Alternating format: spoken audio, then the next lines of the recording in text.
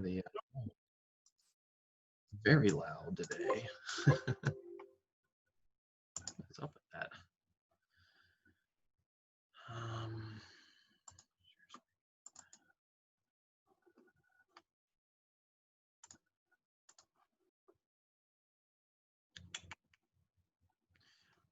Alrighty.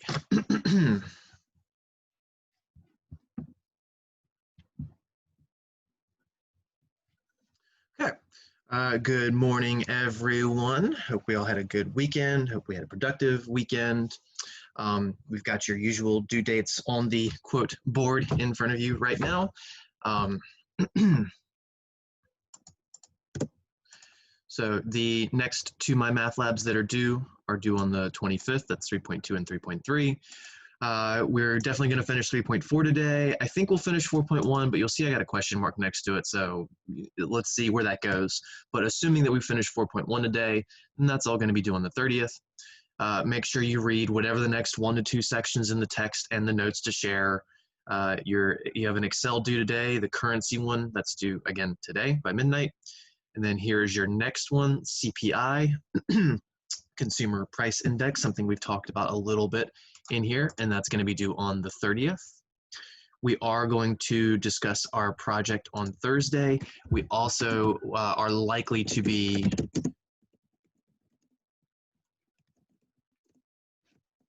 discussing the midterm on Thursday as well. Very, very, very, very likely. I don't see a world in which those two things aren't being discussed on Thursday. The next discussion board, we'll get into that as the class goes per usual. And remember, there is a quiz due tonight in Canvas, in case you missed that lecture last time. If you're catching this one, make sure that you notice that there is a quiz in Canvas. I hope that you're paying attention. And that I also hope that you are answering in a quantitative reasoning way. And I made that little hint in the quiz instructions. And that's not me trying to confuse you or anything. But there's a lot of details where I've said, hey, a quantitative student wouldn't say this, they'd say this. So again, make sure you are answering appropriately to that question. And again, don't overthink that. But I can't spoil too much. If I say anything else, it would give it away. So and if you miss the QR detail to it, I will still give you some credit if the other part of the answer is right. But there is 2 details that you're being graded on in particular. Okay, so where did we leave off last time? We were in chapter 3, 3.4, and first of all, we talked about how we're not really going to be doing any dosage problems in this section. I need to double check the homework because for some reason, even though I edited, this won't make any sense to you, but I keep taking away these problems and my math lab keeps putting them back. And I'm not sure why, but I need to go and see if that's the case here as well. I feel like I fixed it permanently, but I've been wrong before. So what this just means is you might see 1 or 2 problems in the homework for 3.4 that just give you green check marks without you having ever done anything. And that's because I went in and said, no, we're not doing this problem, we're not doing this problem, but I can't really delete it once it's been put in place, especially if another student has looked in the homework. But again, you won't be tested on this, you won't have any homework on dosages. The problems in the homework get pretty complicated. So we said that we were going to focus in this section mostly on concentrations and densities. And a density is a type of concentration. It's a rate. A concentration is a rate. Rates are ratios. These are all fractions. And in fact, if you take some of the letters from the word fraction, you can spell the word rate or ratio, one of those 2, right? Just don't need the F and the C and maybe 1 or 2 other letters. Anyways, so we had this introductory problem with the M&Ms and we said, all right, initially I have 50 M&Ms total. This is the total amount of candy to give out. And with 5 students, I'm able to give 10 pieces per student. But if I have 25 students, I'm only able to give 2 pieces per student. So the 10 and the 2, the pieces per student, these are the concentrations. And then we said that the number of students was the volume and the number of pieces was the total quantity of, concentration times volume. And the reason we did this problem was to show you that if you multiplied the concentration and the volume, you ended up with the total no matter which way, the stuff down here. And that's what led us to what our worksheets call a clever equation, that when you're dealing with concentrations and volumes and different mixtures and such, you can set up this equation, which it almost feels like a proportion, but it's an inverse proportion. If you were to uncross multiply these sides, it would not be the typical proportion setup. It would be a little different in that the left side would have apple over orange and the right side would have orange over apple. They'd be reversed, which is not a normal proportion, and that's because it's an inverse proportion. But this is still very, very helpful when we know that we have a total amount of something, but maybe we're going to distribute it this way, or maybe we're going to distribute it that way. Maybe we're giving it to 5 students, or maybe we're giving it to 25 students. So then you can use this equation to figure out what the other scenario would be. And again, this is not a proportion. You can't use y equals kx. You can't use fraction equal to a fraction in the traditional sense of we always label apples over oranges. So we did a problem involving students and candy. We say that these problems are typically dealing with the concentrations of liquids, solids, or gases, but they can also be used in a few other ways as well, and that's what we're about to see on our guided worksheet. All right, so in guided practice activity 2, and we're just going to do this one completely together. This is one of my favorite activities to have in a classroom to do, but it requires a lot of real true group discussion, not just coming back and saying 1 or 2 things on a board. So, and we are going to skip 1, A, B, and C. What these do is just have us converting from one type of unit to another type of unit, getting an answer in a specific type of unit that we expect, and then saying, hey, this must be the answer. Which we have done something like this previously, so we don't have the time to retread that. D actually gets into this real concentration stuff. So again, we're going to skip. Is that going to be enough room? Yeah, good enough for now. Okay. So we're going to skip. Wow, that got wild. Why is my marker being so crazy today?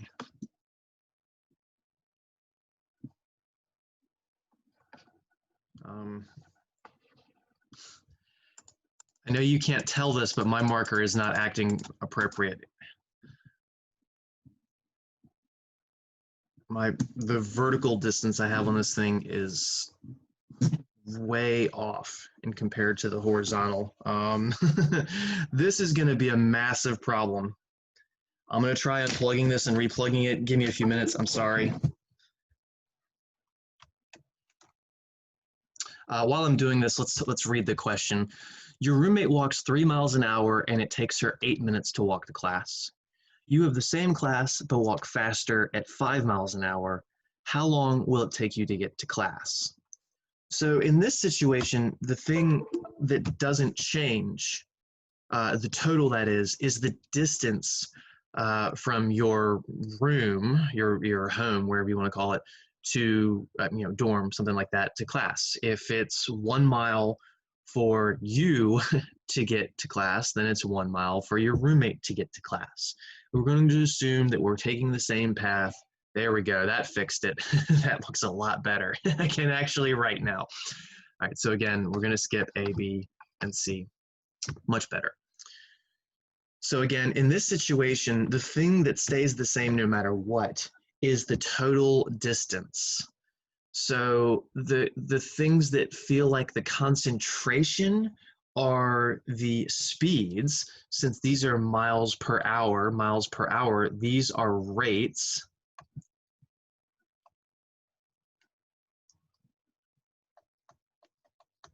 And rates are really just concentrations. Rates a concentration is a rate with 2 different units, miles per hour, miles over hours. So we have our concentrations, if you will, and then we have scenario 1. So this is like where we had the 8 students, it's just minutes instead, and now we want to know how long would it take to get to class, or how many students, in the other scenario if we were referring to the M&Ms. And they even give us the clever equation and abbreviations as to how we should put this. So they say, all right, the left side, concentration 1 times volume 1, is the rate times the time, the speed times the time. And then you have the scenario 2. So what are the two scenarios? It's you and your roommate. You are a scenario and your roommate is a scenario. So your roommate walks 3 miles an hour and it takes 8 minutes to walk to class. So that's the rate and the volume, or the speed and the time as we have it labeled here. So the ones are the roommates, the twos will be you. So R1 is the 3 miles per hour.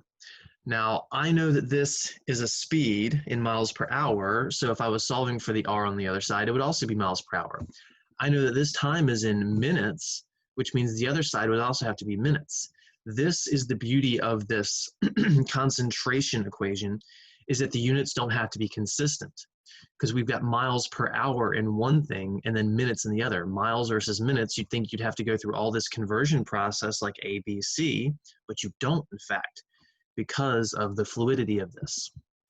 So that's why I'm skipping the units. I'm just writing the 3 and the 8. This is not something we typically do. Typically, for quantitative reasoning students, we like units in our work. This might be related to something I mentioned at the beginning of class. Okay, so that was the roommate scenario. So I'll do in blue yours, just so we have distinction here. So this is you. You have the same class but walk faster at 5 miles an hour. Now I'm going to argue 5 miles an hour is jogging speed or even running speed for some. There's not a lot of people that can walk at 5 miles an hour without having both their feet off the ground at some point, which is the definition of jogging or running. But we're just going to go with this. So that's a rate, and we're going to put that first. So this is where the 5 goes, times. How long will it take you to get to class? That's the unknown. That's the T2. And I'm just going to abbreviate it as a T. I can write the T2 if I really want to. In fact, I will, but normally I wouldn't. So the 3 times the 8 is 24. So we get 24 is equal to 5 T2. So 5 times the time. And then we're just going to divide both sides by the 5. And that will give us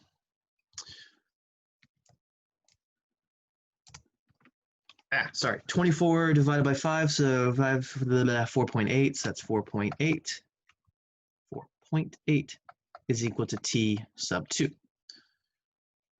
Now, this is not a quantitative reasoning answer. 4.8 what? 4.8 bobs? 4.8 pens? 4.8 lights? I'm just looking at things around the room, and no, there's not a bob in the room. 4.8 hours, minutes, seconds? Well, because the first time, because this time was in minutes, this should be in minutes. See, the rates were in miles per hour, so this rate's in miles per hour, this rate's in miles per hour, they're consistent. So the times, if this one is in minutes, this one has to be in minutes. Again, there has to be consistency. So it's 4.8 minutes. Does it make sense? See, this is not a situation where one thing doubling makes the other thing double as well. If your roommate walks slower than you, it's going to take them more time to get there. You walk faster, which means it's going to take you less time. So let's pretend like this 5 was a 6. If your roommate walks 3 miles an hour and you walk 6 miles an hour, you're walking twice as fast. It's not going to take you twice as long to get there. It's not going to take you 16 minutes. You would actually expect it to take half as long, because that's how inverse proportions work, which is really what's going on here. And inverse proportions lead to this concentration equation. That's the link. Now, I will again admit, we will really not do this concentration stuff ever again in this QR class after chapter 3. I'm not saying I won't put one question on the midterm or one question on the final. I'm saying you won't see it in homeworks. We won't be discussing it. This is it, because it's not as frequently used, but it still is used. So you could very easily use this situation in your own world. Hey, I know if I drive 30 miles an hour to school, I know it's going to take me 10 minutes to get there. Well, what if I'm running late and I need to drive 50 miles an hour, assuming it's legal?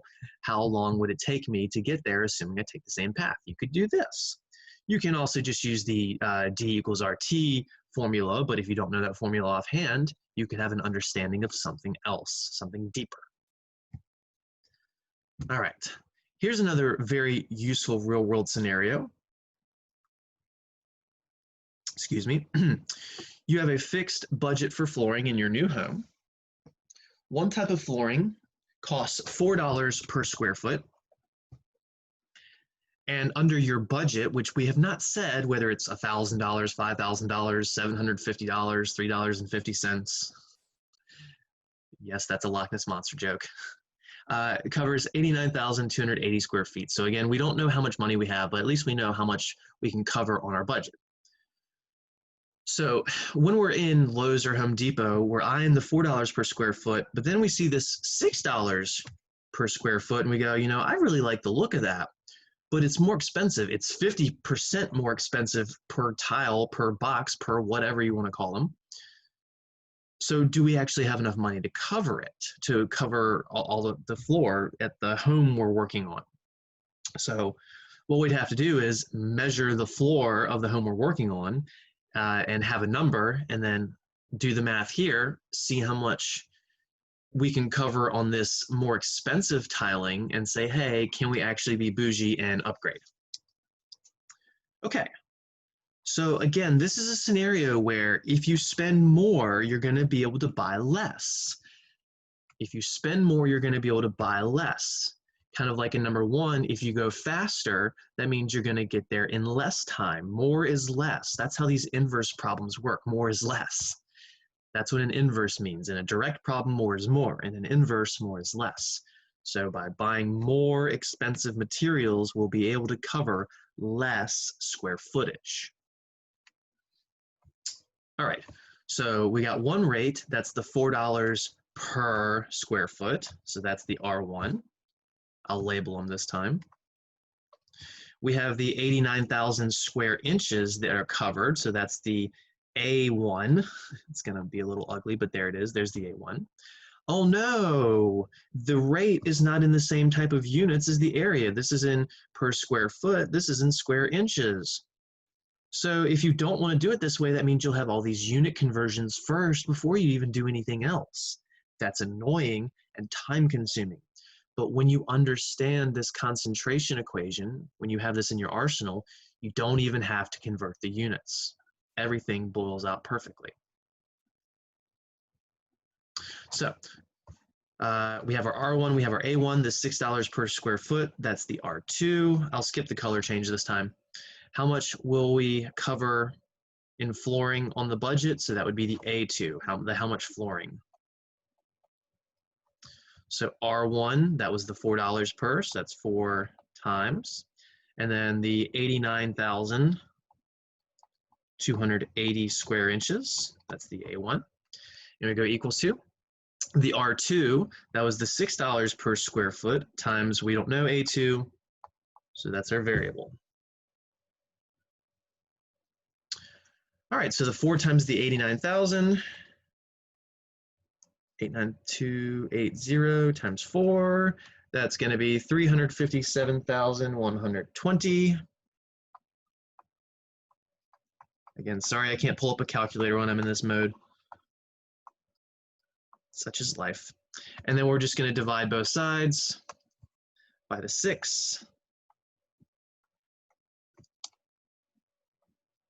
And we get 59,520.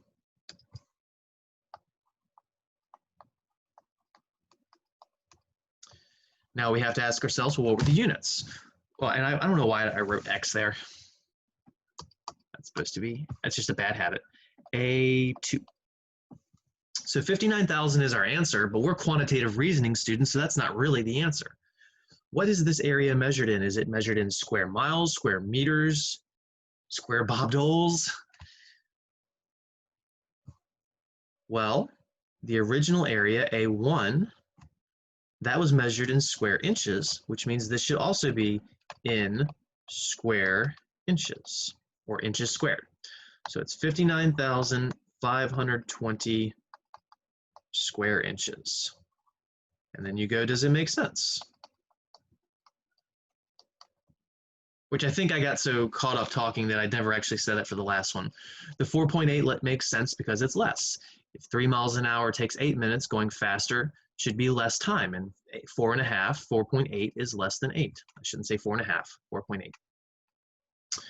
So let's see. If we have more expensive flooring, we're going to be able to cover less flooring. So 90,000 roughly versus 59,000 roughly. Well, that's less flooring, so less is more. More is less, however you like to say that. Okay. Once again, reiterating, and yes, that's saying the same thing. We will not deal with a lot of these problems moving forward. This is really cool. This is really awesome. It can be helpful in the real world, but inside of our classroom, we're going to be focusing on other topics mainly. I do need to clear my screen so we can scroll down. Let's just put number 3 up there. I don't even know if I'm going to do number 4 today. Yeah, we'll probably skip number 4 and just go straight to 5. This is my favorite problem right here. This is my fave. It's my favorite because it's got an extended concept in it. And this is one of those problems where in the classroom, I'll see usually 75% of people doing this one wrong at first. And I go around and make a point, and then we get our work corrected and everybody figures it out and understands why. So I'll kind of do the same line of reasoning, just minus the 5 minutes of, letting y'all figure it out. Janine eats 1/4 cup of oatmeal per day, and that container of oatmeal, that cylinder or box or whatever she's eating it from, lasts her 36 days. So it's a pretty big thing of oatmeal. Her husband starts eating 1/2 cup a day. How long will the container now last with both eating oatmeal each day? So I want to make sure we're clear on one thing. When the husband eventually starts eating, it's a brand new container of oatmeal. So it's not like Janine eats for 5 or 6 or 7 or some unknown amount of days, and then all of a sudden Bob Dole comes back in. I don't know why I'm stuck on him today. It happens. But her husband starts eating 1/2 cup a day when they buy a new thing of oatmeal. So Janine had her oatmeal with a J on it, and only she could eat it, and then she finished it. And then Bob comes in from the store. He brings her more oatmeal and says, you know what, honey, this sounds good. I'm going to start eating the oatmeal too. Skip the bacon, which I don't know how anyone skips bacon. All right, so how long will the container last with both of them eating each day? So now that they're both eating, more is less or less is more. You would expect that it's going to take less time. Now I'm going to point something out and then I'm going to erase it. What I'm about to do is wrong, wrong, wrong. I will point out what's wrong ultimately, we'll erase it, and then we'll do it correct. So this is all going to be wrong. So someone comes in and says, all right, well, Janine eats 1 cup of oatmeal per day. With the per, that means that's the rate. So this is the R1. And it lasts her 36 days. So that's the T1. Her husband starts eating 1/2 cup per day. So there's your R2. And then how long will the container last? So that's the T2. That's the unknown. So again, what I'm doing somewhere in here is wrong. So R1, that's the 1/4 cup times the T1 equals R2, that's the 1/2 cup. I don't know why I wrote T1 there. I'm looking ahead. T1 was 36. Please forgive me there. That was unintentional. R1, T1, both of those were given, equals the R2, that was the 1/2, and then times the T2, that was the unknown. 1/4 of 36 is 9. So that's 9 equals 1/2 times T2. If you needed to turn that into a decimal, which would be 0.5, and then divide both sides by 0.5, be my guest. But this is 1/2 times a variable, so you just multiply both sides by 2. You multiply both sides by the denominator to clear fractions like that, so that these 2's cancel. And 9 times 2 is 18, so you get 18 is equal to T2. Now, the original T was in days, so this should be in days, so it's 18 days. But does it make sense? dot, dot, dot, dot, dot, dot, dot. So what you might say is, yes, it makes sense. Because Janine eating by herself, it took 36 days, and when her husband came in, it took 18 days. Less is more. That's what you've been saying, Mr. Beckner. And you know what sucks? Is that, yeah, this number is smaller, but it's not small enough. Now, how do you figure that out if you went through this problem blindly and did it this way? Like, again, historically speaking, 75% of students do. Well, Janine was eating 1/4 of a cup of oatmeal per day. Now, the husband comes in and he's eating 1/2 a cup per day. So he's eating twice as much as her. Think about it this way.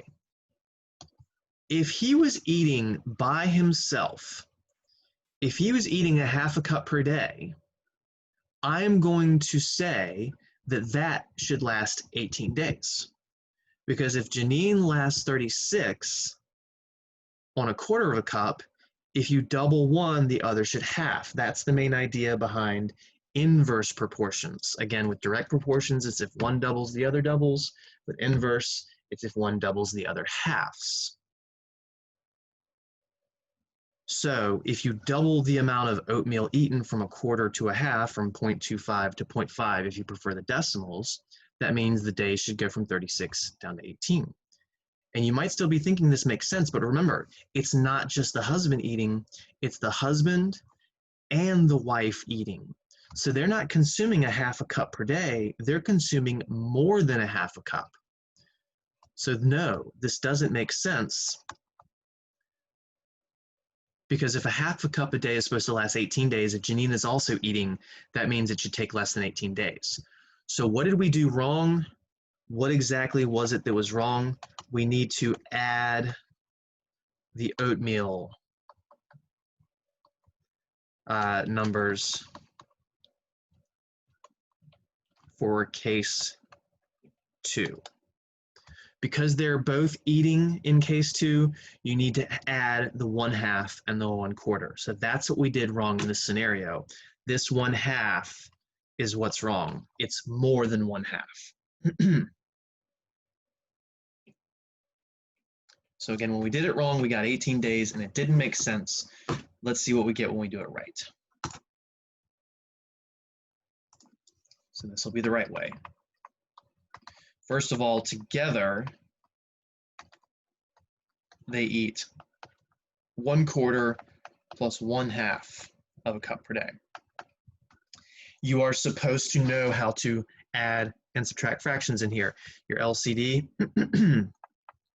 would be 4, so you can make both of those denominators 4s.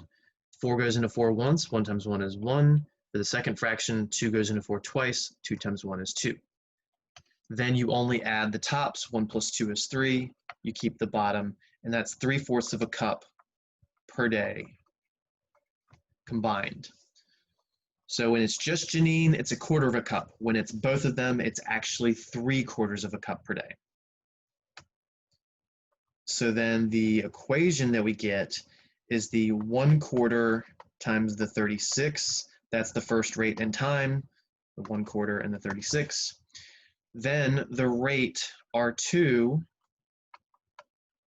that's what we just got, was the 3/4. So 3/4 times T2. The 1/4 times 36 is still 9. So this is 9 equals 3/4 times T2. You're supposed to multiply both sides by the denominator to get rid of it, just like we did last time. Or you can just go ahead and multiply both sides by the reciprocal of the 3/4 if you know that technique. Either works. So the 4 times the 9 is going to give us 36. So we get 36 is equal to 3 times the time. We divide both sides by 3. And we will get the actual answer finally, 12. 12 is the second time. This was in days, so it's 12 days, and that does make sense.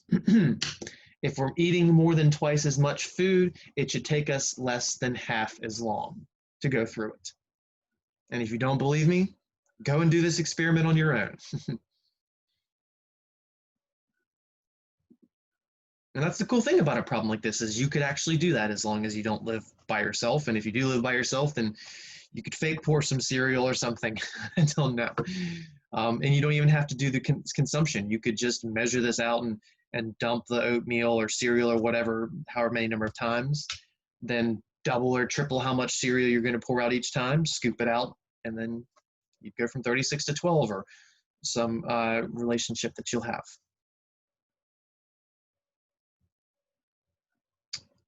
Okay.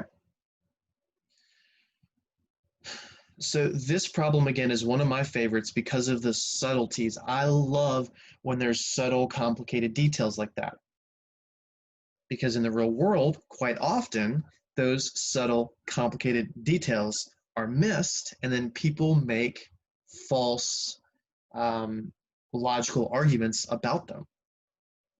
And like I said, historically speaking, I've taught this class about a dozen times now, and about 75% of my students in each class would get 18 days the first round.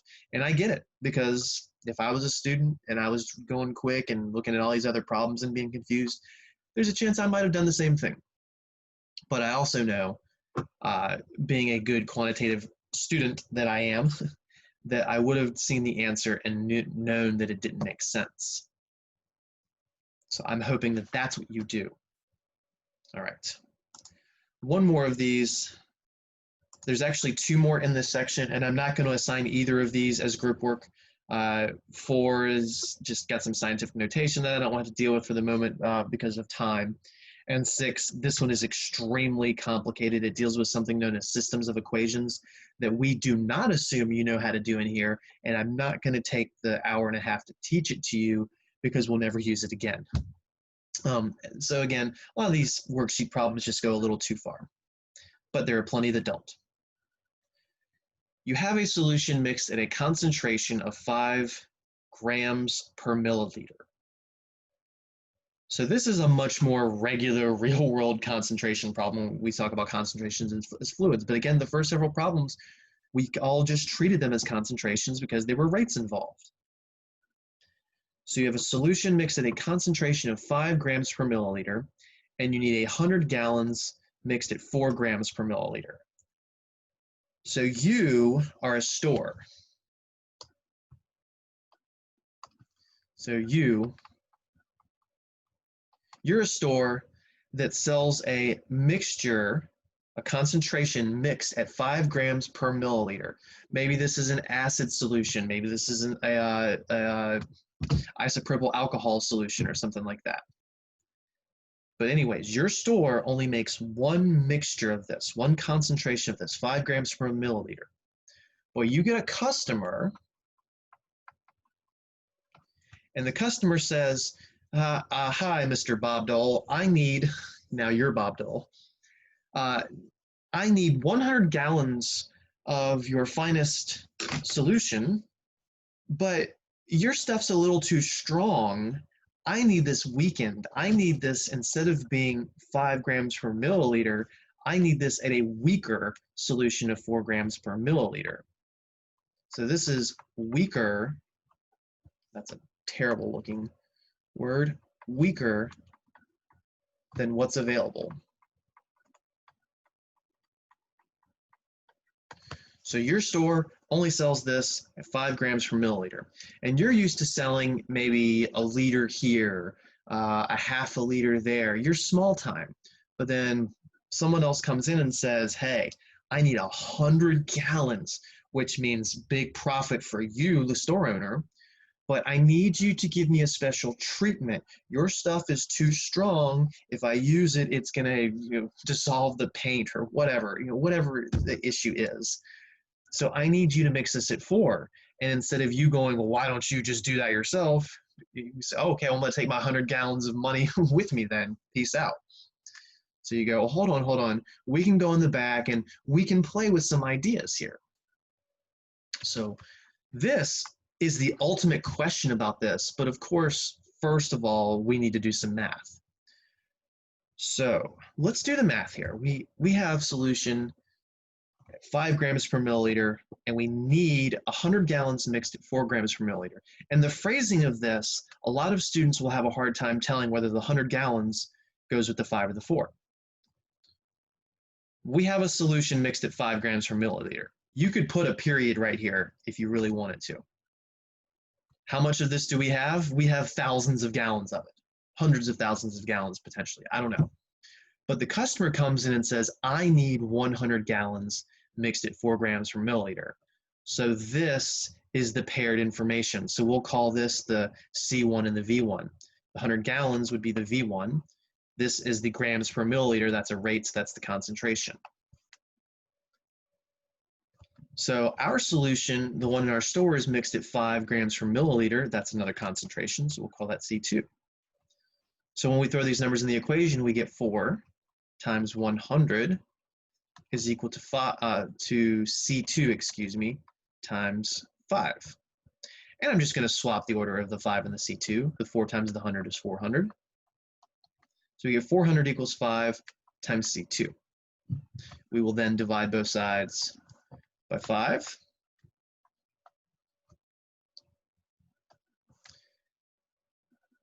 $40 divided by 5 is 8, so tack on another 0, so that should be 80.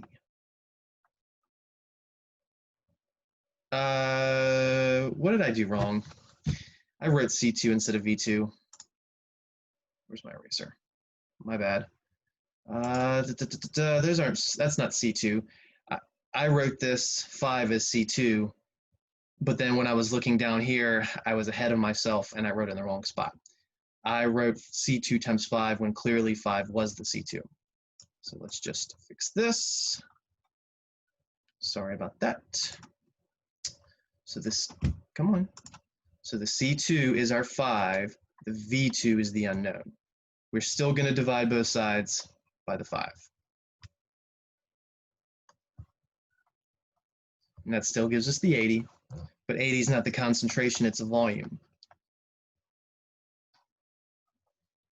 See, if I said 80 equals C2, I would have said 80 is the concentration, but we have the concentration. That's me going back and saying, does it make sense? I catch my mistake and we go and fix it. See, your teacher does the same stuff. Sometimes I'll fake doing things wrong at first. Sometimes we do things wrong unintentionally. So what were the volumes measured in? They were measured in gallons. So this is in gallons.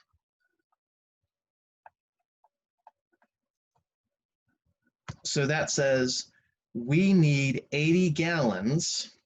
That's the answer to solving the equation, but that's 80 gallons of the solution we have in the back. 80 gallons of 5 grams per milliliter.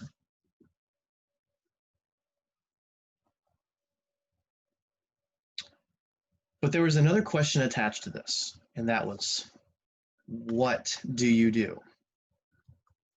Because we have not dealt with the customer's issue yet.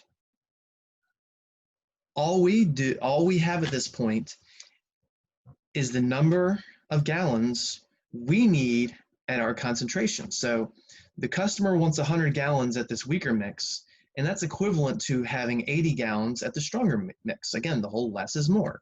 More is less is more. But the customer doesn't want us to hand over 80 gallons. He wants us to hand over 100 gallons. And not only that, but he wants this concentration at 5 to somehow magically go down to 4. So what do we do? What do we do? Well, we need to weaken the solution. We need to add something else to weaken it. From 5 grams per milliliter to 4 grams per milliliter. And typically when we're dealing with liquids, again, typically not everything, we add water. If we add water, we're going to dilute it.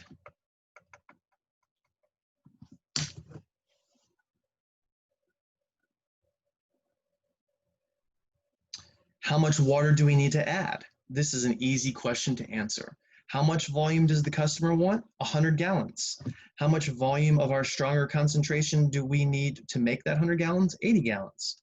Well, if we have 80 and we need to make 100, that says we need to throw in 20 gallons.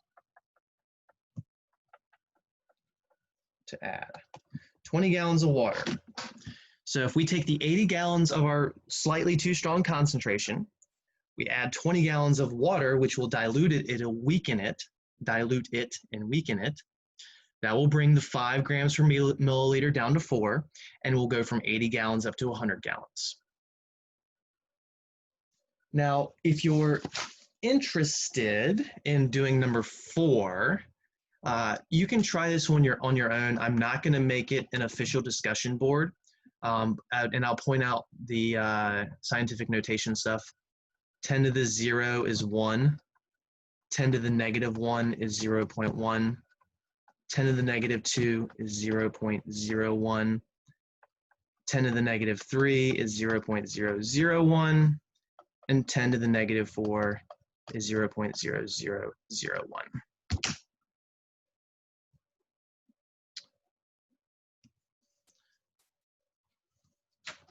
If you do this problem,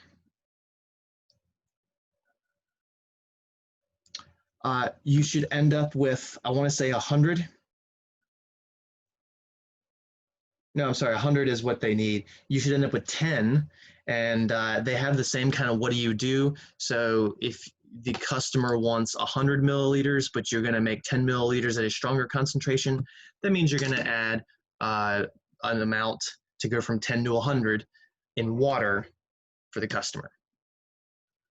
So again, if you do that problem right, you should get 10. Try it on your own, but I'm not going to make it an official discussion board. All right, so let's go back to the last little bit of the notes for chapter 3.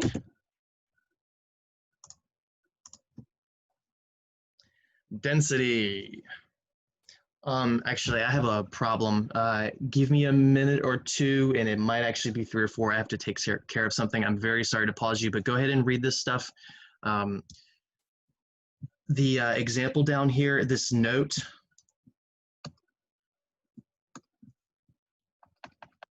you still need to convert your units from feet to cubic feet. This is really saying to find the volume, which is just the length times the width times the height. So density is the ratio of mass to volume. It can also be weight to volume. Arguably, there's an asterisk here, so that's me saying arguably. This is actually how the example down here is done. It's a weight over volume. Mass is slightly different than weight. But we're going to treat them as universally the same thing in a QR class. Okay, again, so I'm sorry, I need to take care of something for a minute. I'll be back.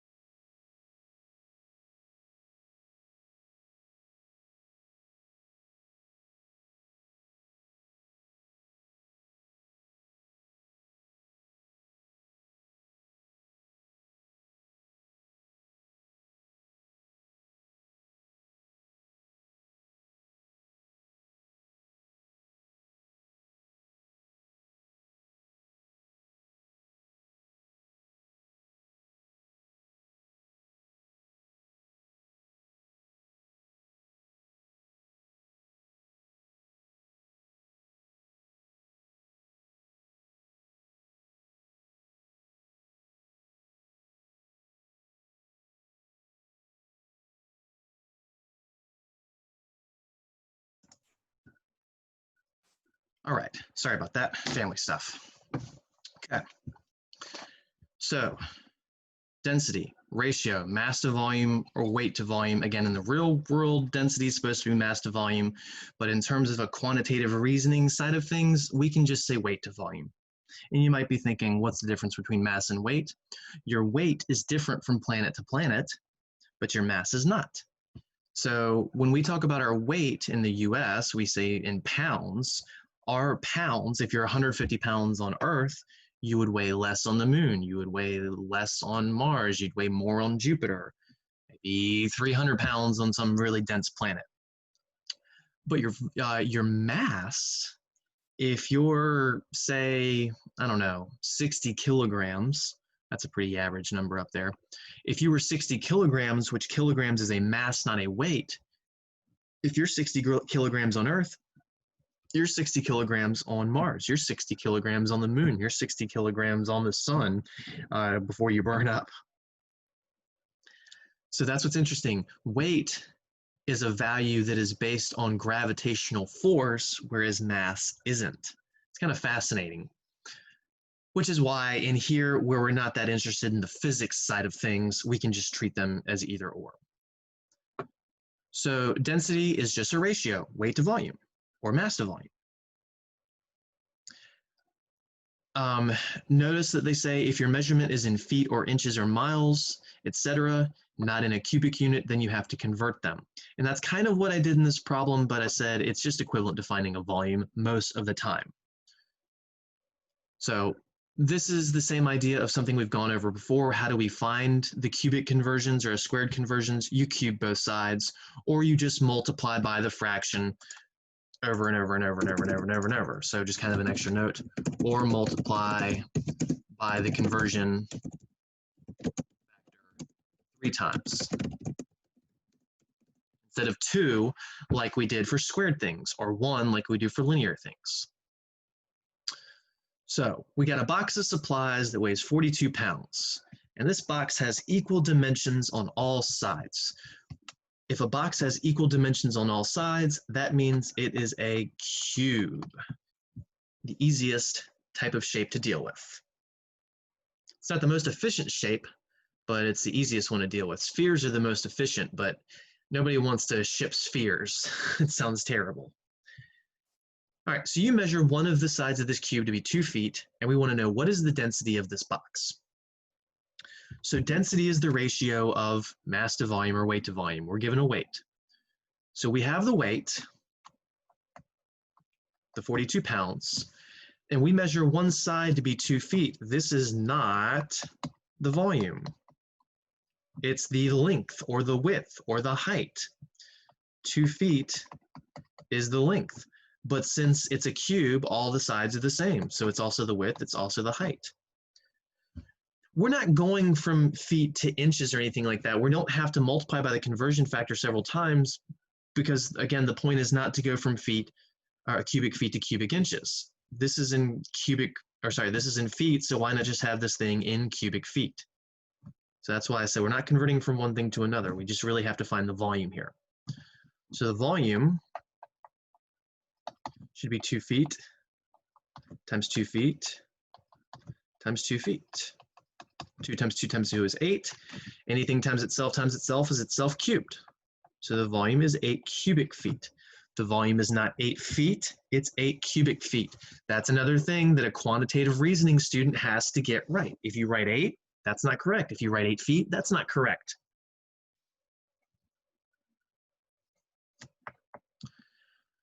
All right, so now our density is the ratio of weight or mass to volume. We have the weight of 42 pounds, so 42 lbs over the volume of 8 feet cubed. And if we do 42 divided by 8, we're going to get 5 1/4. Right? No, not 5 1/4. It's 5 1/4 pounds per cubic foot, cubic feet.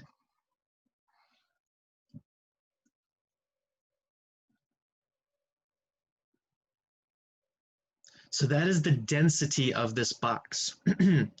If 42 pounds is how much weight you have in 8 cubic foot, that means if you slice this box down to just 1 cubic foot,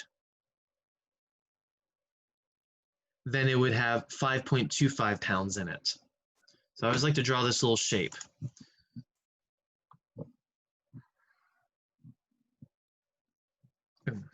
Let's try that one more time. One more time. That's my fault, not the pen. Good enough. And we'll have a very angled perspective on this box.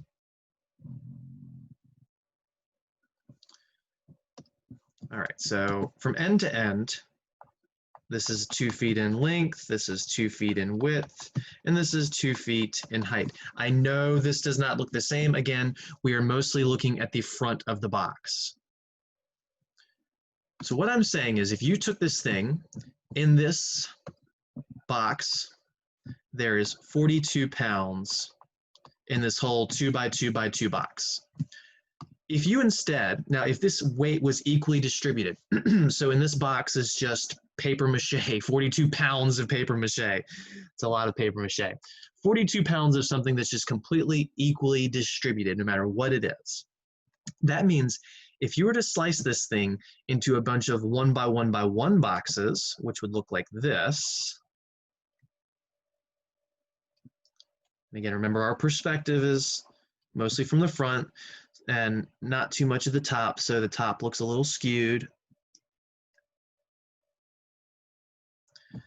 So each of these distances, each of these red distances, this is 1 foot by 1 foot by 1 foot.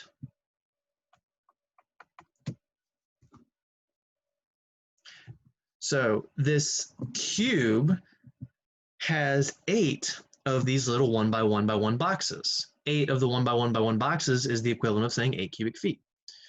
So if the big thing that's 2 by 2 by 2 is 42 pounds, again, if the weight is equally distributed, then all these smaller 1 by 1 by 1 cubes would each weigh 5.25 pounds each. And with 8 of them, 8 times 5 1/4 is 42. How is this useful? Well, maybe a company ships in a pallet of a whole bunch of things, and this weighs 10,000 pounds, but you need to break this down into smaller amounts that people can actually feasibly lift. So if that 10,000 pounds is covering, say, 100 or 1,000 cubic feet, then you could find out the density in a 1 by 1 by 1 box and break it down that way, or whatever way you wanted to break it down. There's a lot more useful ways to talk about density as well. When we talk about planets and stars, their density is a very important value.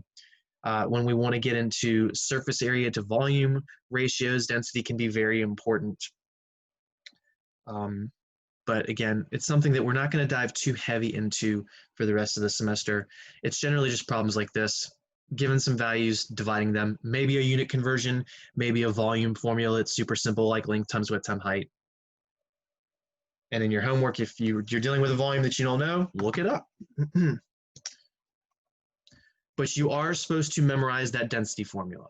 You do have to memorize this. It's a ratio. Ratios are nothing crazy. Density is weight divided by volume. Weight divided by volume, not the other way around.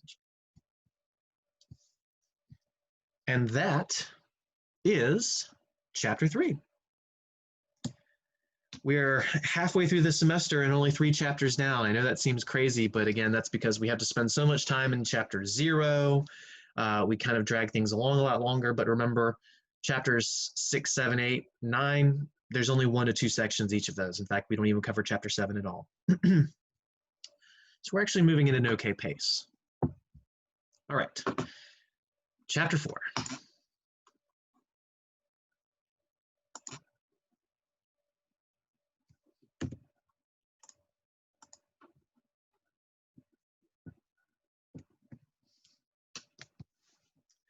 Chapter 4 is all about percentages. Percentages are all about, guess what, ratios and proportions. Now, we will get into extended concepts of these where it's not just doing a ratio or proportion to find something.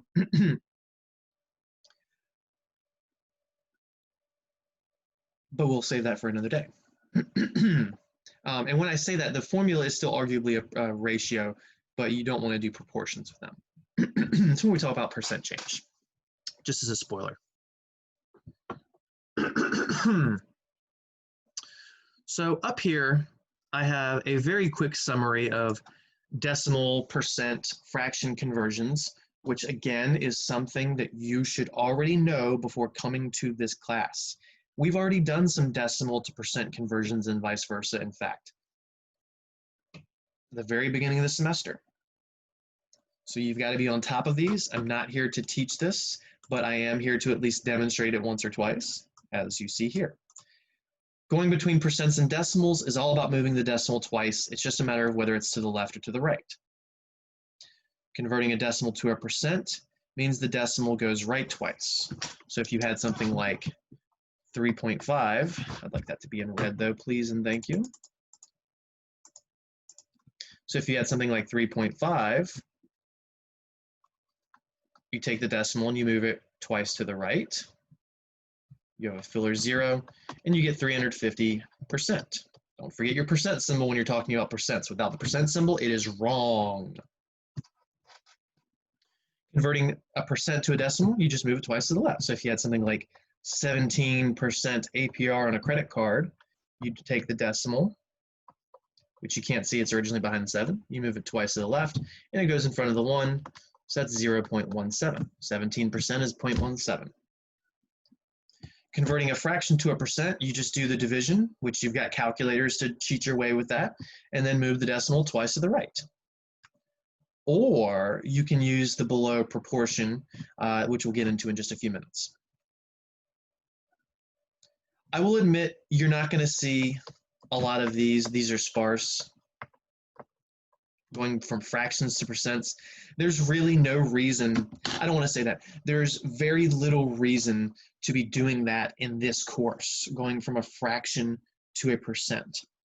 But just as a reminder, that's how you do it. Do the division, do the long division, or type it into your calculator, and then move the decimal twice to the right. Because when you do the division, you get your decimal, and then you convert your decimal to a percent. I'm going to highlight something right here, because this right here is my little does it make sense self-check that has saved many, many students hundreds and thousands of times. It's even saved me a couple of times here and there when I'm rushing. When you are converting from a percent to a decimal or vice versa, the percent number should always look bigger than the decimal equivalent. What I mean is just looking at the numbers. Look at the 3.5, look at the 350. 350 looks bigger than 3.5. The percent looks bigger than the decimal. Look at this up here, 17% versus 0.17. 17 looks bigger than 0.17. The percent value should always look bigger because you're talking about something as a per 100, whereas a decimal is talking about a per 1. Again, the word percent literally means per 100. Oop, that's highlighting still. Percent means per 100. Guess what? When you see the word per, that means the next thing goes in the bottom. And look at this right here. There's 100 in the bottom of a fraction. And the percent number is the thing that would be the per 100. So if you have 50%, that's 50 per 100. 50 over 100 is a fraction. That's how you can use this below proportion I mentioned, which is really just the right half for that aspect.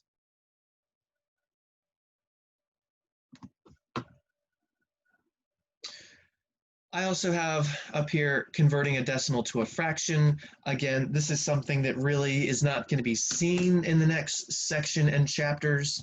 It's just a reiteration on a mathematical technique. We are generally just going between decimals and percents or percents and decimals moving forward. But again, I'm not saying you could never see it, so there's reminders.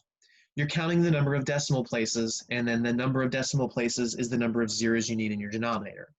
So something like 0.001 0 to 9, there are 1, 2, 3 decimal places, which means as a fraction, you write the 0 to 9, which you don't really need the 0, over 1,000. 3 zeros in the bottom. But again, you don't really need that 0. It's just 29 over 1,000.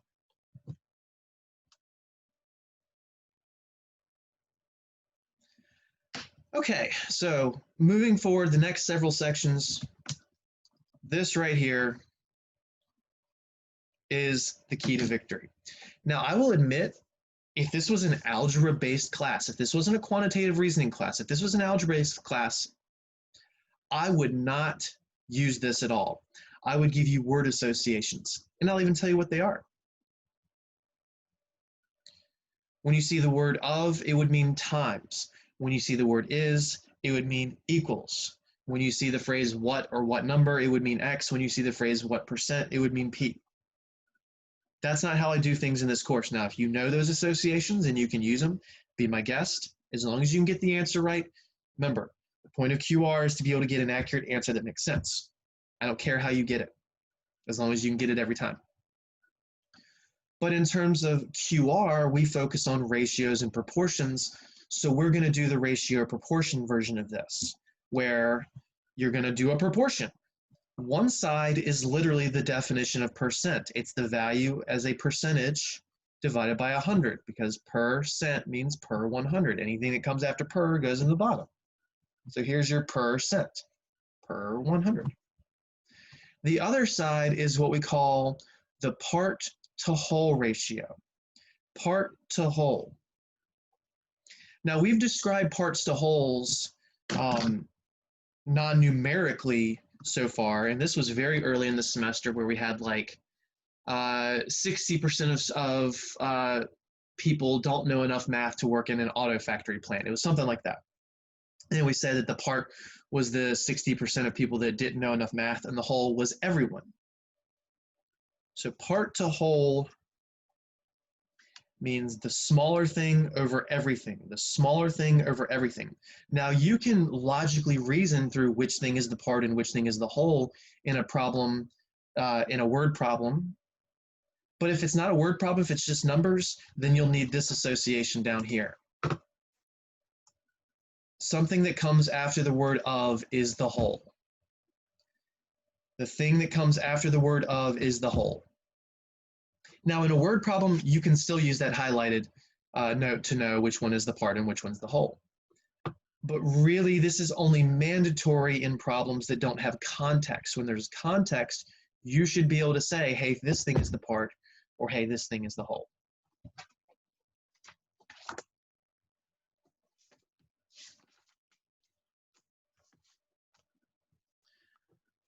So let's try out setting up these proportions.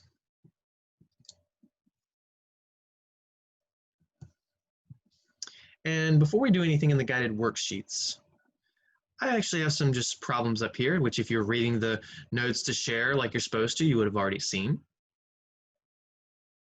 And I don't need to show all of these at once, but I'll leave them up for a second, just so you can see the differences. The first, third, and fifth have context.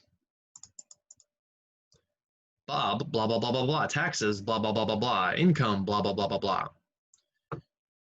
Percentage of students didn't like a quiz. We had a quiz today, didn't we, that we're supposed to turn in? 71% of the earth is covered in water. First, third, and fourth have context. This one right here, what is 40% of 230? There's no context. There's no way to logic and reason your way to what's the part and what's the whole. All right, so let's get some space. Bob, like every American, has to pay taxes, Social Security, etc. Your FICO, whatever. Why did I say that? That deals with your credit score. Sorry, I've got something else on my head. Either way, if Bob has 28% of his income withheld, and he had $19,880 withheld last year, what was his income? So Bob remembers how much he paid Uncle Sam because he paid 20 grand to Uncle Sam. He remembers that number. It's embedded in his brain. And again, that's after all of the Social Security, after his taxes, after his Medicare.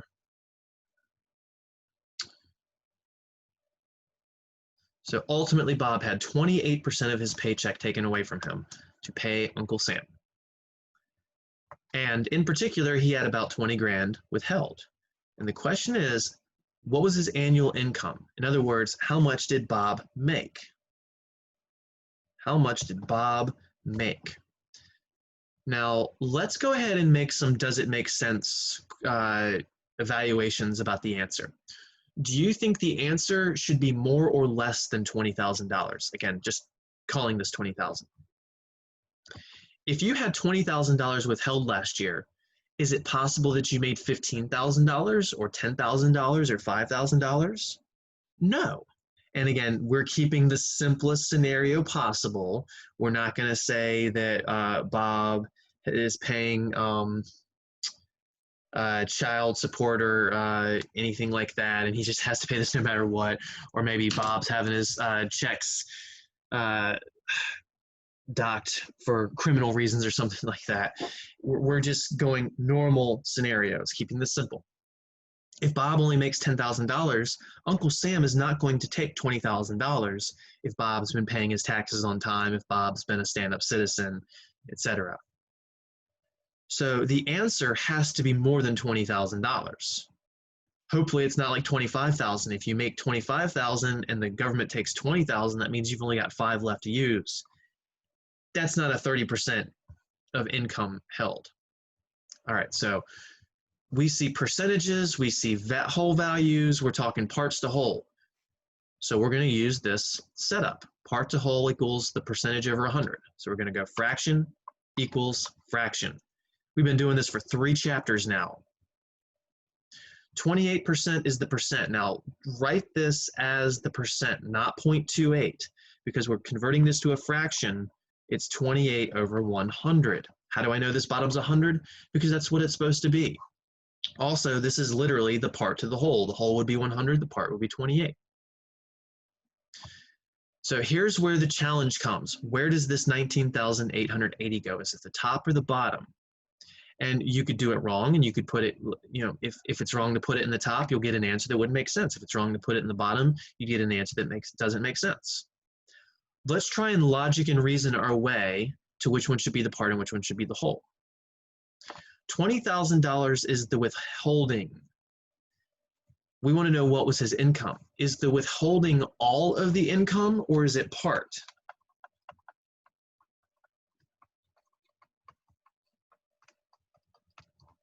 Well, it's only part of the income. So that says that the top has to be the 880.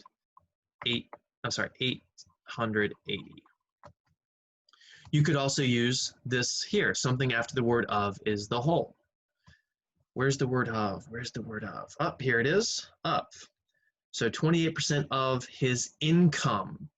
So the thing that comes after of goes in the bottom because that's where the whole goes. So the income is supposed to be the bottom. This is the whole. What was his annual income? That was the unknown, so that's where the X goes. This is the income. His annual income is the whole. So I set that up 2 different ways. I set it up using the of word association, that the thing that comes after of is the whole. And I also did it with logic and reasoning, that the withholdings would be part of your income, not all of it, not the whole of it. From here, all we do is cross multiply. You'll get 19880 times 100 equals 28x, which is 1988000 equals 28x. We're then going to divide both sides by 28. Just going to do that in black.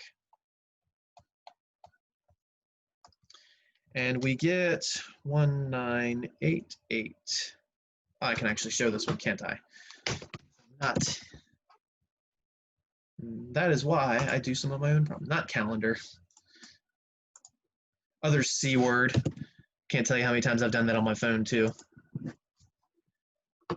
1988000 divided by 28.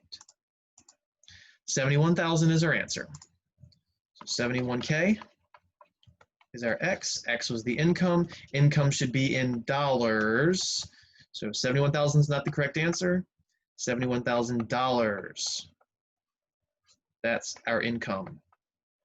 And I think that makes sense because it's more than $20,000. It's actually significantly more than 20,000, so that the withholdings is only about a third of it. And if you took 28% of this, 28% of 71,000, 0.28 times 71,000, you'd get the 19,800. Sorry, 19,880. If you had done this wrong, if you had put the 19,880 in the bottom, you'd end up multiplying that by the 28 and dividing by 100, and you'd get 5,566.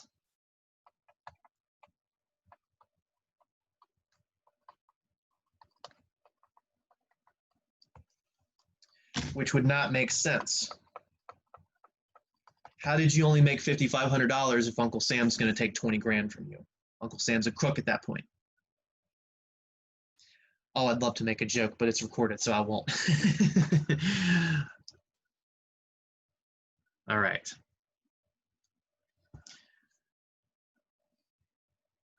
So that's how these problems flow. Let's do another one. What is 40% of 230? What is 40% of 230? There's no context. This is a boring math problem. So we have to just remember that something after the word of is the whole. So we're talking about a percent problem, which means for now, our percent problems are going fraction equal fraction, fraction equal fraction.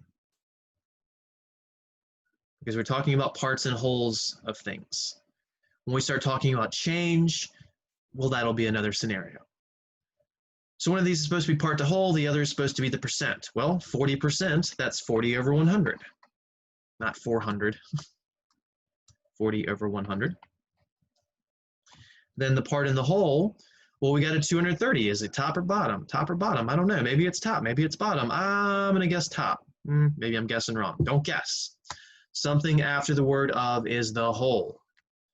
So a percentage of 230. So that's the whole. The 230 has to go in the bottom, meaning this is our unknown, the part. We're going to cross multiply. So we'll get x times 100, or 100x, is equal to 40 times the 230. 40 times 230 is 9,200. So that's 100x equals 9,200. I don't think you need to see that. Divide both sides by 100. The zeros will cancel, and you get x equals 92. There are literally no units in this, so that has to be the answer. This is a unitless number. This is not really a quantitative reasoning problem, in my opinion, but there are still just classic math examples in your homework, so every now and then I do the same.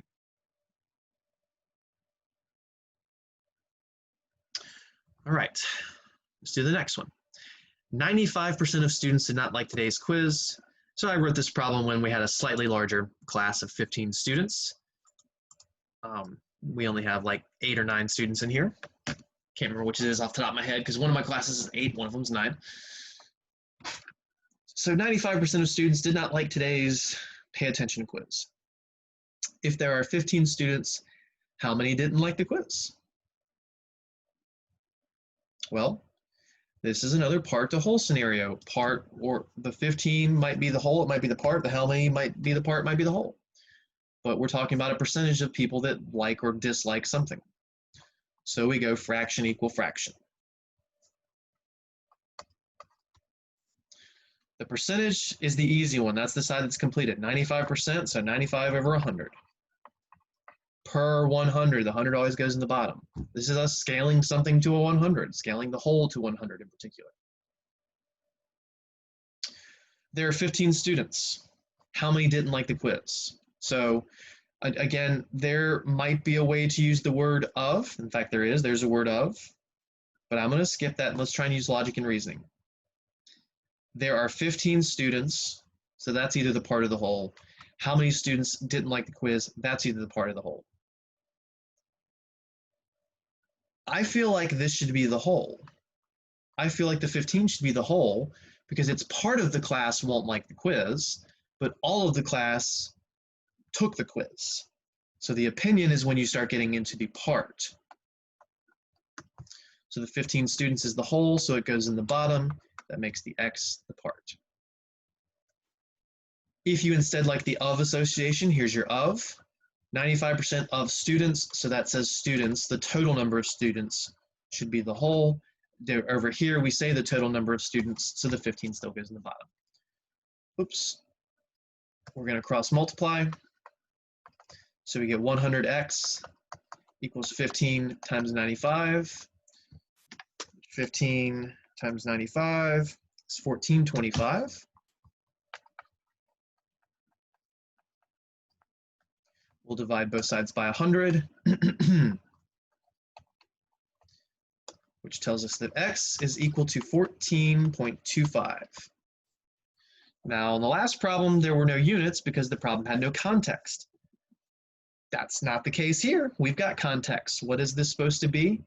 It's supposed to be the number of students who didn't like the quiz. So 14.25 students who didn't like the quiz. Now, me personally, since we're dealing with real-world context, we usually don't talk about a decimal of a person on the small scale. Now, if you're talking about the average number of people in a house in America, that's when you start dealing with numbers like 4.2 people or something like that. When we talk about a class of 15 students, it's not like 14 students didn't like the quiz and then a quarter of one student kind of liked it and kind of didn't. This is better written as 14 students who didn't like the quiz because, well, out of a class of 15, it's just 14 didn't like the quiz. That would make a lot more sense in terms of real-world dynamics. So I never said to round this problem, but I would actually expect people to understand to round it. Because we're talking about people, we don't really talk about a decimal of a person unless we're dealing with very, very, very large populations.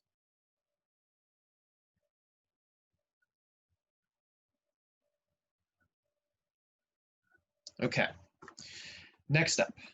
71% of the Earth is covered in water. If 100 million square miles are water, what is the total surface area of Earth? So 71%, aka part of the Earth, is water. Here's the total amount of Earth. I'm sorry, here's the total amount of water. How much total Earth do we have? So again, we're dealing with a part and a whole, and we see a percentage. So we go fraction equal fraction. We're scaling the ratio of water to Earth to 100. That's what we're doing here. We're scaling the ratio of water to Earth. In particular, we're scaling the Earth to 100. So 71% of Earth, 71 over 100. Just a matter of whether the 140 goes in the top or bottom. And this is one that I see a lot of people do the first and third right, and then they'll get this one wrong. 140 million square miles sounds like a lot, so they think that's the whole. But this says 140 million is the water. Is the water the whole of the Earth, or is it just part of the Earth? So the 140 is the part. The total surface area of the Earth, that would be the whole, and that's the unknown. So the 140 goes in the top. You might say, Mr. Beckner, why aren't you writing 140 with a bunch of zeros? You could, but instead of doing that, I'm just going to make this less consumed in space. So that means the X is the whole, that's the total of Earth. So water to total here. Cross multiply. We get 140 times 100 is equal to 71 times X, which is 14000 equals 71X. Divide both sides by 71. And that is an ugly number, 14000. Come on, calculator, pull up.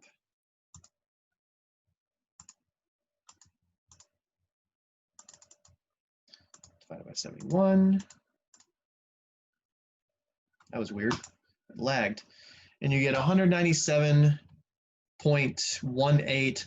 Let's just round to the nearest tenth. So we'll call it 197.2.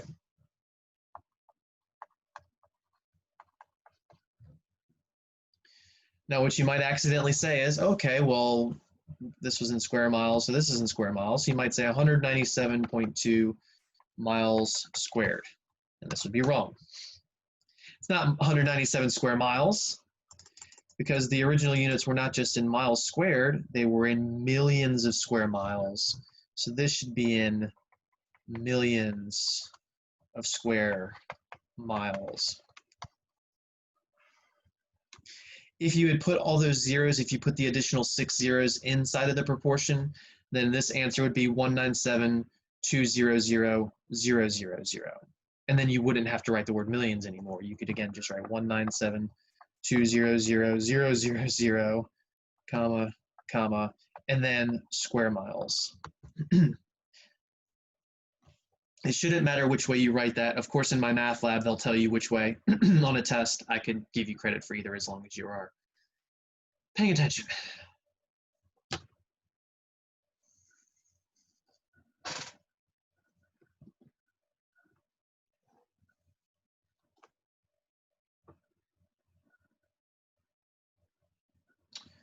All right. Here you will see a quiz question. I generally do quizzes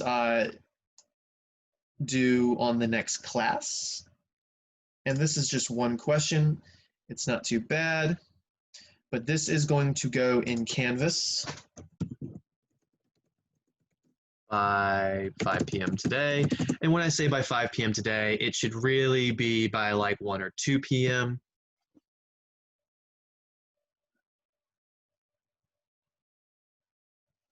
And I will need you to write the answer out in a specific format, and I will tell you what that is in Canvas.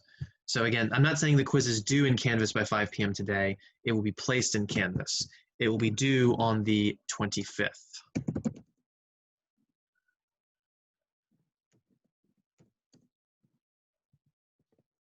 So, and by midnight, of course. So again, you will see that question in Canvas no later than 5 p.m. today, but I'd expect that I've got it up there by 2. If I have enough time, it'll be up there by 11 before my next class starts. All right.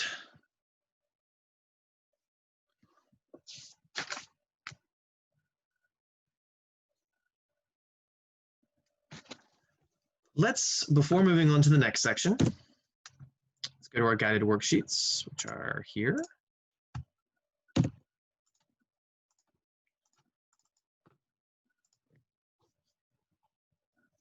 And let's do something different. Guided activity 1, this is on page 156. And this is going to be your discussion board for the day. This will be your discussion board for the day after I do the first row. The following graphic gives the rates of return for the period ending March 31st, 2018.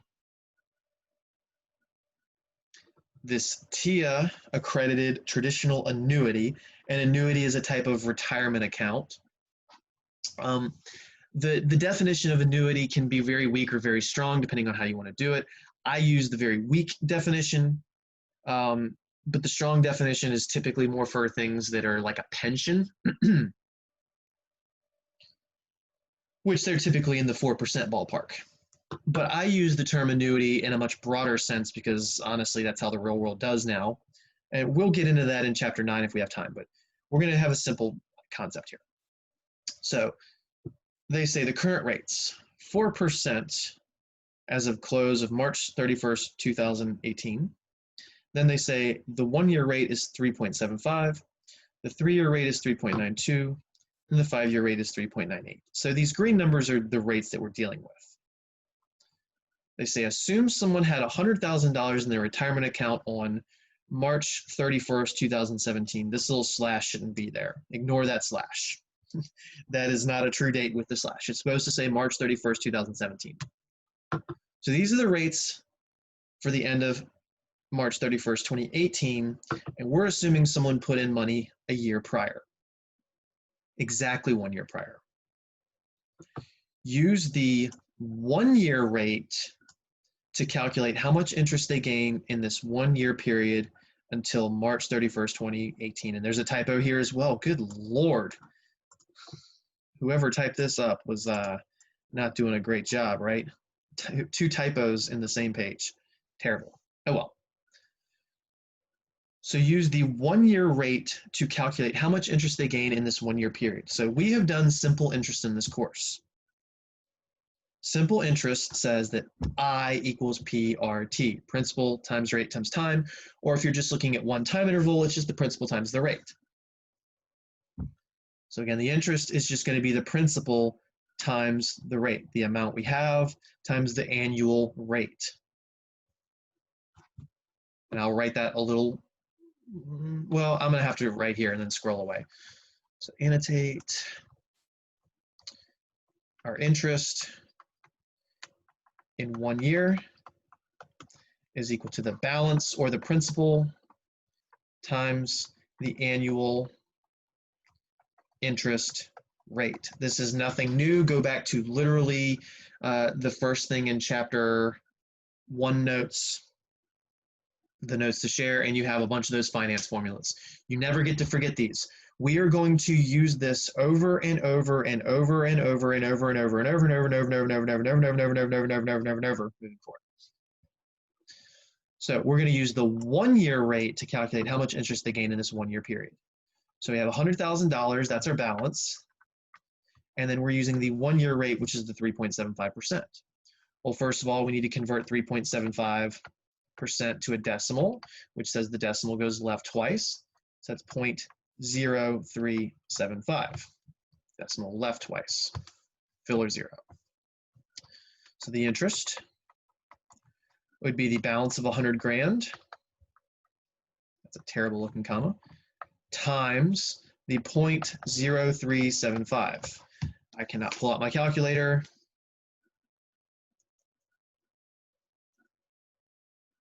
But if you do that product, you should get 3,750. Interest is in dollars. We were taking a dollar, this $100,000 times just a base value. So that should still be $1. That is free money that this person gets for putting $100,000 away for a year. By not touching their money, they make almost 4 grand.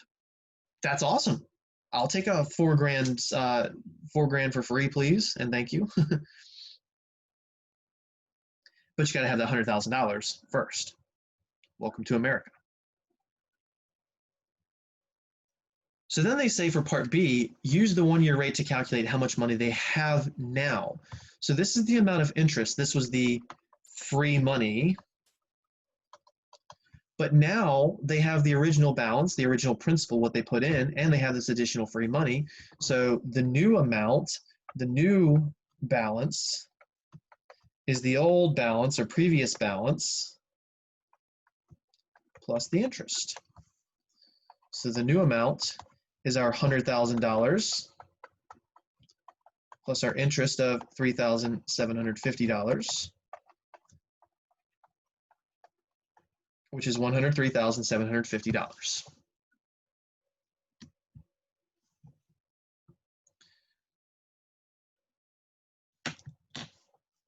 So the interest in 1 year equals balance times annual interest rate. We're going to need that for the next problem. And then the new balance is the previous balance plus the interest. We're going to need that for the next problem. But I have to clear my screen. So I can scroll. Assume someone has $100,000, so same $100,000 in their retirement account. But now, wow, just wow, same error here. But now they put it in, instead of putting the money in on that date in 2017, they put it in on that date in 2013. So we are now 5 years in the past. We're saying that 2018 is the current, and we put this money in 5 years ago. So because they put this money in for 5 years, they get the 5-year rate of 3.98%. This is pretty typical. The longer you put your money into a fixed account, the higher interest the fixed rate is. usually. This is really true for certificates of deposits, also known as CDs, just special savings accounts. So if you put your money into like a 12-month CD, it might be 1%. If you put it in for 24 months, it might be 1.5%, something like that. So what are we trying to do? We want to find out how much money they will have in their account 5 years later by filling out a table. Now this is what I'm going to want from students for the discussion board. We're not using the 3.75, we're using the 3.98 because this money is going away for 5 years. So we get the better deal. So the initial principal, that's the original balance. Then the interest we'll calculate the same way we did above. The ending principal will calculate the same way we did above, part A, part B. And then you do it again, but your balance will be higher here. And then you do it again and your balance will be higher here, and you'll do it again and your balance will be here, and you'll do it again until you get the final one. Now notice there's no boxes for interest or principal. You actually stop here. When you get this value, remember the ending principal of 1 year is the starting principal of another year. So let's just say that this number, I'm going to put the annotate on now. Let's say this number was 17, that makes this number 17. If this number is 5,009, that makes this number 5,009. Those have to be the same. So when whoever gets this answer, if this answer was say $2 million exactly, this would be 2 million as well. So when we first put our money in, how much do we have? $100,000. Then our interest is calculated based on the balance times the fixed rate for the year. That's the balance times the annual interest rate, which is 3.98%. As a decimal, that's 0.0398. So we pull out a calculator that I can't show on screen, and we take 100,000 times 0.0398, and we should get $3,980. We need our symbols. $3,980. Making the ending balance, this is the previous balance plus the interest. Previous balance plus interest. So that's the 100,000 plus the 3,980. You get 103,980. So because we have a higher interest rate, we have a higher ending balance now versus problem 1. Problem 1, after the interest was calculated of 3,750, that made our ending balance, our new balance, 103,750. So we have more money. Higher interest rate means higher amount of interest, means higher balance at the end of each year. So then you take the end of year 1 and make it the start of year 2. So the initial principal is now $103,980. We're going to roll every penny into these. We're not going to withdraw the interest. We leave it so that we can keep gaining money. And this is going to have what we call a compounding effect that we'll study in great detail in chapters 5, 6, 8, 9. So there are 8 opportunities here for the discussion board. And this is page 156. We're going to go A, B, C, D, E, F, G, H. So those are the 8 answers. Why am I not saying these are answers? Because they're the same. B is the same as this. D is the same as this. F is the same as this. H is the same as this. So again, when a student comes through and needs to answer A, they need to say, all right, well, you had your previous balance of 103,000. You'll multiply it by your interest and you'll get this. So that's one student. Then the next student can come in and see, all right, they have the interest. Let me add these two and get that. And then the next student can come in and say, all right, well, since the ending balance was 108,000 something maybe, and it is 108,000 and some change. Then they can come in here and then multiply by the interest to get this one. I'm sorry, multiply by the interest rate to get this, and the next student comes in and adds to get this. And the next student multiplies by the interest to get this, et cetera, et cetera, et cetera. So there's 8 opportunities here.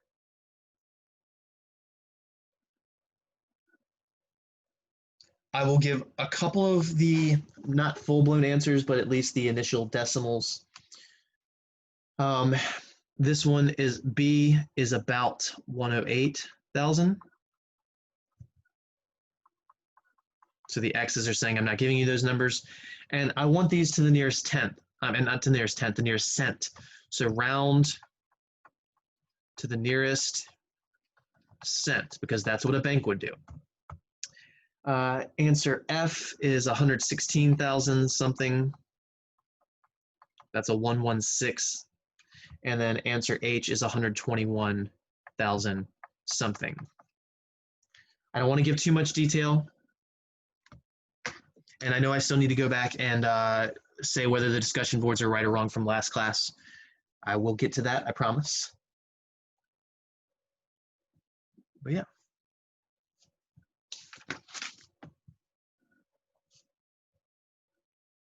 All right. So again, that's our discussion board, page 156. I'll put that up immediately after class. If I have time to do that in the quiz, then I'll get both done.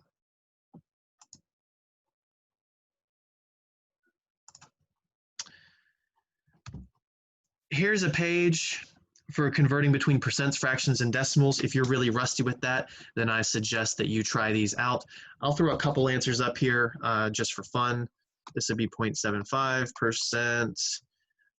As a decimal, it's 0.0075. There's no discussion board for this. This is just if you need more practice. The 7.5 would be 750%, or as a fraction, that'd be 750 over 100. And they don't bother telling you to reduce these, but in the real world you should. The 4.5% would be 4.5 over 100. As a decimal, that would be 0.045. The 275 over 100 would be 275%. Or as a decimal, that'd be 2.75. This is a regular 2 here. That's not a decimal. Just make sure that you don't think that's a decimal. This would be negative 0.23% or negative 0.23 over 100. 100% would be 100 over 100, or as a whole number 1. I don't know why this row is entirely blank. That's just weird. And then the 3, this would be 300 over 100, and this would be 300%. So yeah, I don't know. Why is there no problem there? That's weird. In fact, on my sheet, it has 200 over 100 in the middle, but you don't have that, so I'm not going to put it there. Just, it doesn't exist.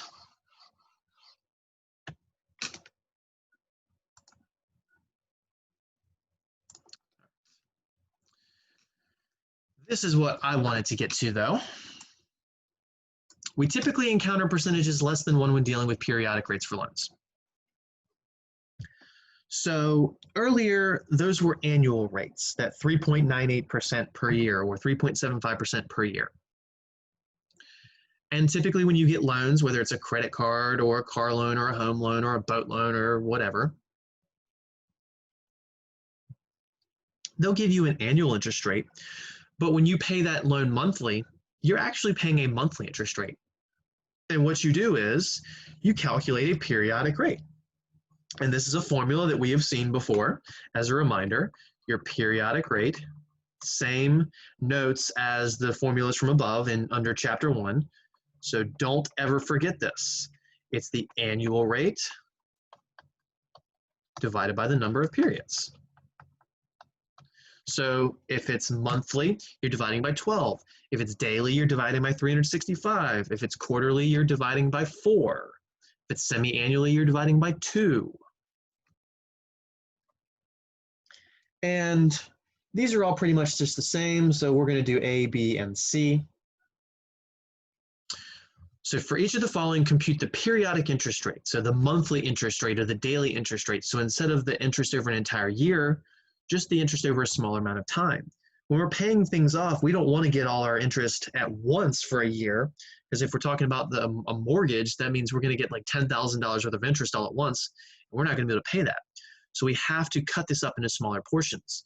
Whereas when we're dealing with a savings account, we can get the interest all at once, and that doesn't necessarily affect our lives. Now, here's the thing. In reality, savings accounts and retirement accounts do not give you interest at the end of a year. You get it every day or every month. But it's just the point that with a loan, it's much more important to get it more regularly. Otherwise, you might not be able to pay your stuff. So APR, that's A for annual. So here's our annual percentage rate of 8%, and we're going to pay this loan monthly. They tell us to first find the periodic interest rate and then the periodic interest. So the periodic interest rate would be how much of a percent we're paying every month or every day. And then the periodic interest would be the interest amount for that month or day or whatever it might be. So if we have an 8% annual rate and we're trying to convert this to a monthly rate, the monthly rate would be the 8% divided by 12. 8 divided by 12 is 0.66666666666. They said to round, they don't actually say, let's round to the nearest hundredth. So this would be 0.6666666. So we're going to round this to just 0.67%.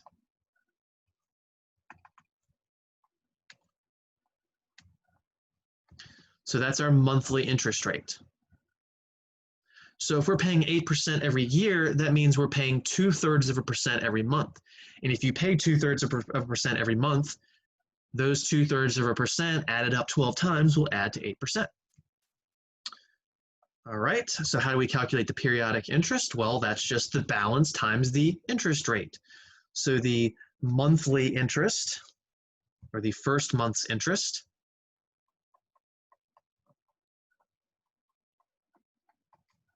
is going to be the balance, which was $2,500, times the periodic rate, which was the 0.67, right?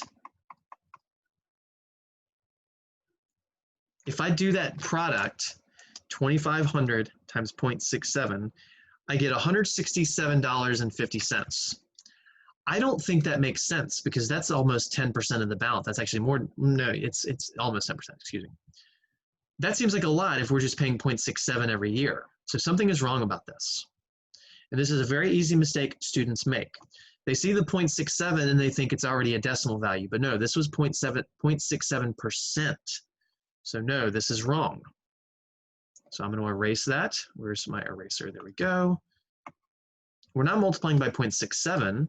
We need to first note that 0.67% is 0.0067 because you're going to move that decimal left twice.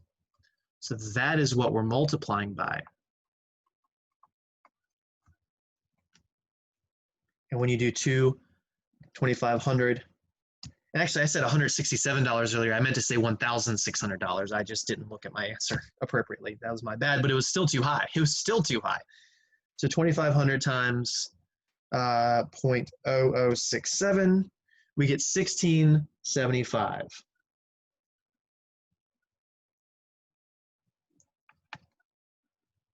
I don't want to do that there.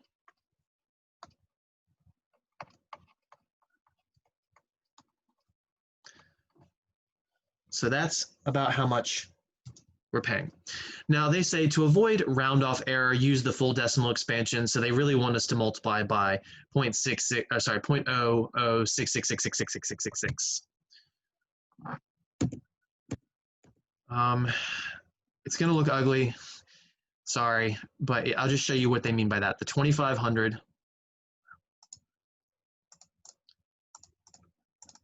times 0.00, and then just do as many sixes as you can actually type in your calculator.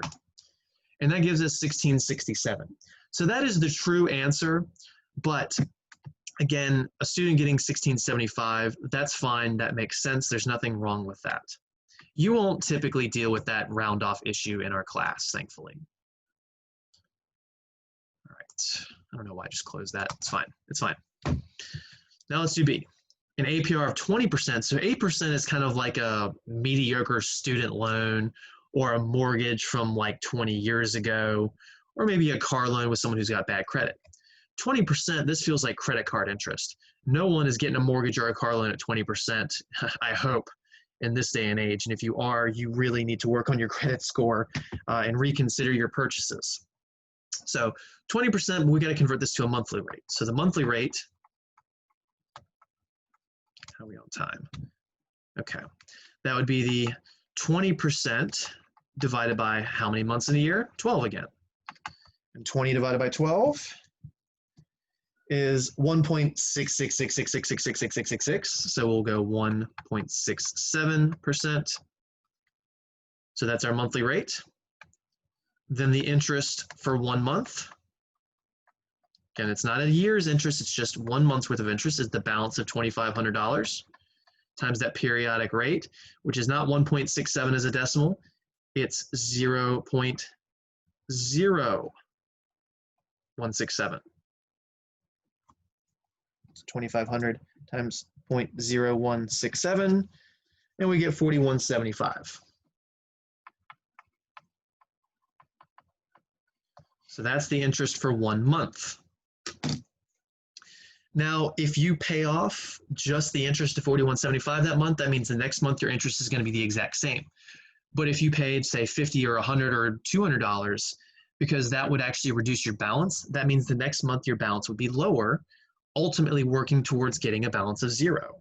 That's the point. You have to pay more than the interest each month. That's why there's minimum payments. You have to at least meet the balance and then a big enough chunk of the principal to eventually pay it off in 5 years or 30 years or whatever the, oh, pardon my yawn, I'm stretching.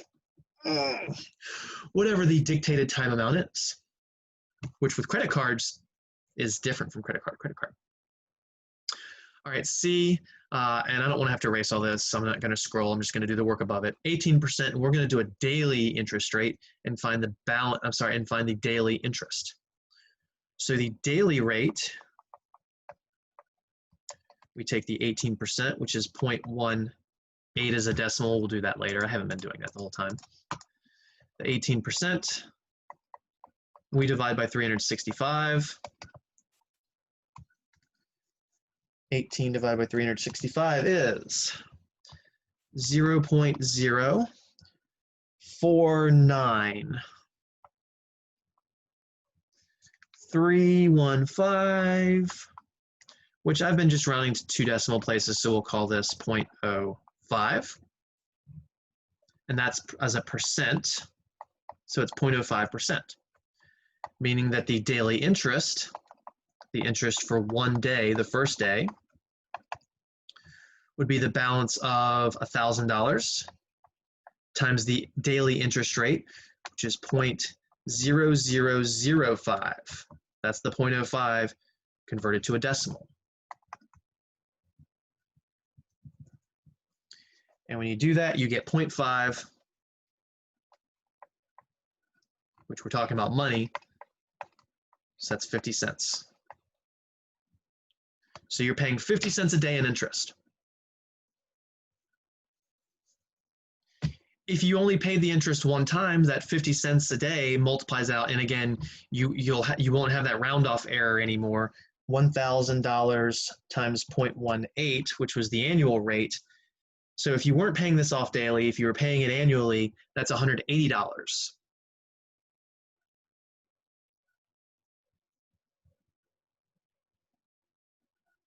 So what would you rather do? Would you rather pay 50 cents a day, or would you rather pay $180 all at once? Me, I'd rather pay it small chunks at a time because I'm not going to feel that effect. Oh, 50 cents a day, you know, that's half the price of a cup of coffee at home or something like that. Or actually, it's more like 2 cups of coffee at home unless you're buying super high-end coffee. But $180 all at once, oh man, I don't have $180 in my bank account. What do I do? Out of luck. So that's why a lot of times, especially with loans, we like to break things down into smaller increments, into a month instead of a year.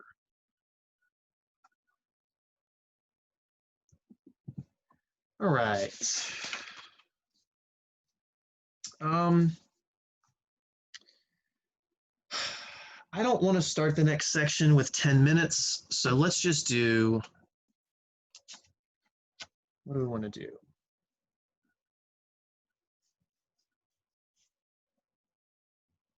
I think we'll call it a day. I think that's what we'll do. I don't really feel like it's a good idea to do more than 2 sections in a day at this point. Why did I take off annotate first? Clear, then annotate.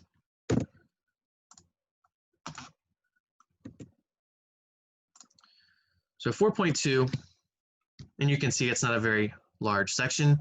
We're going to be talking about part to whole ratios. We've already been talking about part to whole ratios, part to whole. But we're going to talk about them not necessarily as a percentage. So you just take the part to the whole. But this section is misleading. We also do part to part ratios in this section. So that's what's coming up. And then in 4.3, we get to my favorite topic of the section, percent change and percent difference. But we'll get there later. For now, remember, we'll have this quiz that's going to be due on the 25th. That'll go up. Let's edit these. So what are we reading next time? 4.2 and maybe 4.3 if you have the time. We will definitely get 4.2 and 4.3 next time, so try and read both of those. And then we have another quiz from today, due Thursday, 6:25 in Canvas. Posting by 5 p.m. I kind of been slacking on the quizzes. That's why I'm doing 2 back-to-back here. So if you don't have any questions, we'll call it a day here. Please keep up with the homework. As a reminder, you're expected to be working 9 hours a week outside of class on this stuff. Maybe not every week, and maybe not every student has to do that, but if you're struggling and you're only putting 4 hours in, that's on you. If you're struggling and you're putting 12 hours in, that's another scenario. But again, it is expected that you put a solid amount of time invested into this. So again, per usual, if you have any questions, please email me. We'll start talking about the project and the midterm next time. Actually, because of that, we might not finish 4.3. We might just finish 4.2 and just get a little into 4.3 because I take a long time to discuss the project. Your next discussion board, we saw that earlier. That's going to be page 156. And again, the details will be posted, and this is due Thursday, 6:25. All right, have a good one. See you on Thursday.